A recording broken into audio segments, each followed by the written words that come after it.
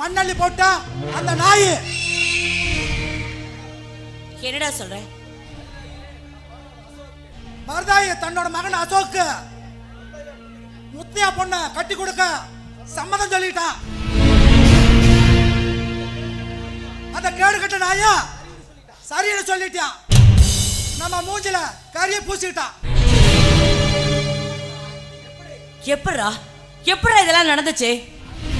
ஆட்டை கடிச்சு மாட்டை கடிச்சு கடைசியில மனுஷனே கடிக்கிற அளவுக்கு அவங்க வந்துட்டாங்களா? சிங்கம் இல்லாத இடத்துல நரிக்கு சிம்மாசனமா? இங்க பார், 8 நாள் குடுமி எப்படி 8 அடி கழுத்தை இருக்கணும். நான் இல்லாத நேரம் பார்த்து அந்த மருதான நாய் வீட்டுக்கு போய் பணத்தை கொடுத்துட்டாமா. அந்த நாயும் நம்ம மூஞ்சிலே பணத்தை விட்டரிச்சிட்டான். கருப்பு இல்லாத வாழ்வா மனம் இல்லாத பூவுக்கு சமா. அவ கற்ப அழிச்சிட்டா அவ எப்படி கல்யாணம் பண்ணி சந்தோஷமா இருப்பான்னு பார்த்தலாமா? இங்க பாரு, இனி ஒரே ஒரு விஷயத்தை தெளிவா தெரிஞ்சுக்கோ.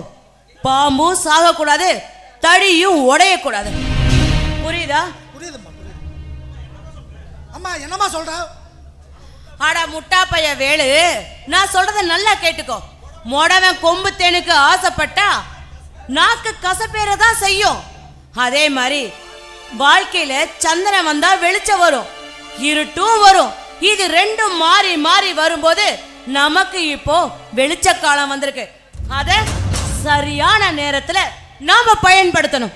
இங்க பாருடா, அந்த மருதாய மகன் அசோக் இருக்கான்ல, அவன் நம்ம மருதோட தங்கச்சி குமுதாவ காதலிக்கிறான். அது மட்டுமா, தினம் தினம் ஆத்தோரத்துல 2 பேரும் தனியா சந்திச்சு பேசிக்கிறாங்க. இந்த சரியான தருணத்தை நாம பயன்படுத்திக்கணும்.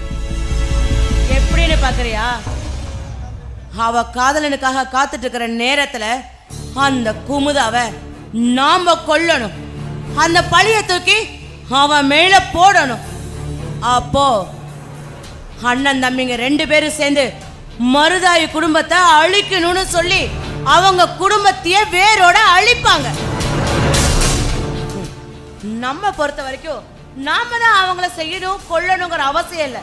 நம்மளோட எதிரி எப்படியாவது ஒரு விதத்துல அழிஞ்சு போறானா, அதுதான் நமக்கு முக்கியம்.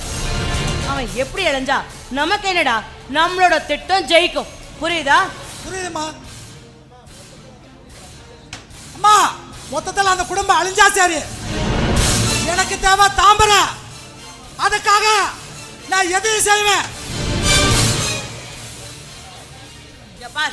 புலி பதுங்கி இருந்து பாயணும், மான வேட்டையாடணுங்கிறதுக்காக இப்போ நாம பதுங்கி இருந்து அவங்க மேல பாய போறோம். குமுதாவுக்கு நம்ம வலை விரிக்கிறது தெரியக்கூடாது, நம்மளோட யூகமும் அவளுக்கு தெரியக்கூடாது. மொத்தத்துல அந்த மானும் நமக்கு தான், அந்த குமுதாவும் நமக்கு தான்.